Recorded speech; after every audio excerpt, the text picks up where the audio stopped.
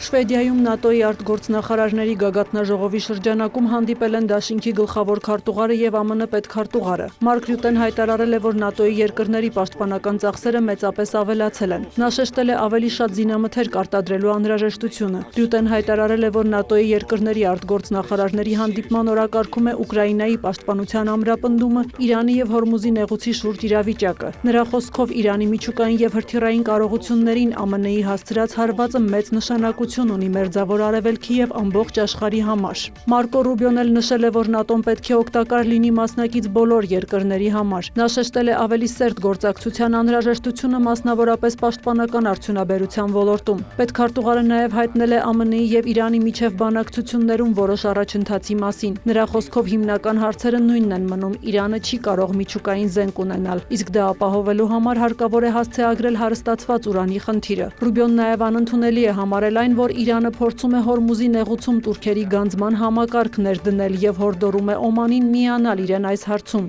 Ռուբիոյի խոսքով դա նախադեպ կստեղծի այլ երկրների համար նմանատիպ տուրքեր սահմանել ռազմավարական կարևոր այլ ջրային ուղիներով անցման համար։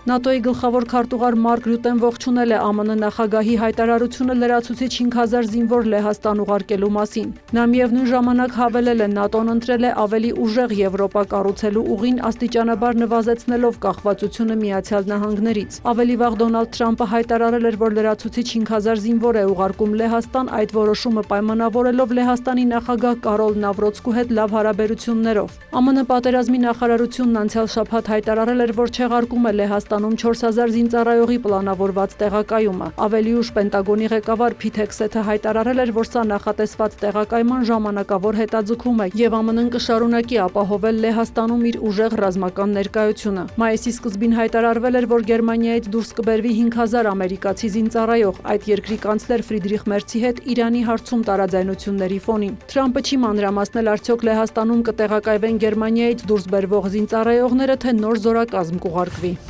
Ուկրաինան և Ռուսաստանը հայտնել են նոր փոխադարձ հարվածների հետևանքով զոհերի և վիրավորների մասին։ Ռուսաստանի պաշտպանության նախարարությունը հայտարարել է գիշերը երկրի ուղղությամբ արձակված 217 անօդաչու թռչող սարք խոցելու մասին։ Լուգանսկի Ստարոբելսկ բնակավայրի քոլեջին ուկրաինական հարվածի հետևանքով զոհվել է առնվազն 4 մարդ, ևս 35 մարդ վիրավորվել է։ Հարվածի պահին շենքերում եղել է 14-ից 18 տարեկան 86 դեռահաս։ Կրեմլի խոսնակ Դմիտրի Պեսկովը հարվածը որակել է հրեշավոր հանցագործություն, իսկ Բելգորոդի մարզում ուկրաինական հարվածների հետևանքով 3 մարդ է վիրավորվել։ Ուկրաինայի ռազմաօդային ուժերն էլ հայտնել են, որ գիշերը Ռուսաստանը երկրի ուղղությամբ ավելի քան 120 ԱԹՍ է արձակել, որոնց մեծ մասը խոցվել է։ Վերջին օրվա ընթացքում Սումիի մարզում ռուսական հարվածների հետևանքով վիրավորվել է 11 մարդ։ Միաժամանակ ԱՄՆ պետքարտուղարությունը հաստատել է Ուկրաինային հոգ հրթիռային համակարգի սարքավորումների հնարավոր վաճառքը ավելի քան $108 միլիոն արժողությամբ։ Ըստ հաղորդագրության առաջարկվող վաճառքը կբարելավի Ուկրաինայի կարողությունը հակազդելու ներկա և ապագա սպառնալիքներին։ Պետքարտուղարությունը շեշտել է, որ այդ սարքավորման առաջարկվող վաճառքը չի փոխի տարածաշրջանում ռազմական հավասարակշռությունը և բացասական ազդեցություն չի ունենա ԱՄՆ պաշտպանական պատրաստության վրա։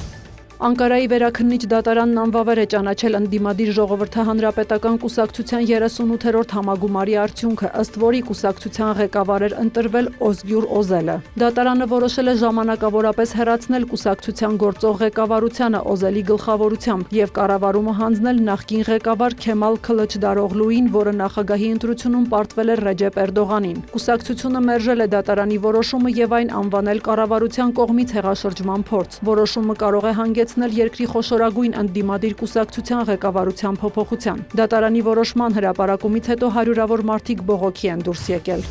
Գրենլանդիայում բողոքի ակցիա է տեղի ունեցել ամերիկյան ավելի մեծ հյուպատոսության բացման դեմ։ Նուուկի արվարձաններում ամերիկյան ներկայացուցչությունը փայտե տնակից տեղափոխվել է դեպի քաղաքի կենտրոնում գտնվող ավելի մեծ գրասենյակ, ինչը դժգոհություն է առաջացրել գրենլանդացիների շրջանում։ Դանիայի կազմի մեջ մտնող ինքնավար կղզու վարչապետ Յենս Ֆրեդերիկ Նիլսոնը և մի շարք այլ քաղաքական գործիչներ մերժել են նոր դիվանագիտական առաքելության բացմանը ներկա գտնվելու հրավերը։ Հունվարին նախագահ Դոնալդ Թրամփը հայտարարել էր, որ դիտարկում է Գրենլանդիան ԱՄՆ-ի վերահսկողության տակ վերցնելու հնարավորությունը, ինչը մեծ դժգոհություն էր առաջացրել ՆԱՏՕ-ի և Եվրոպայի դաշնակիցների շրջանում։ Սյուզաննա Չրաղյան, լուրեր։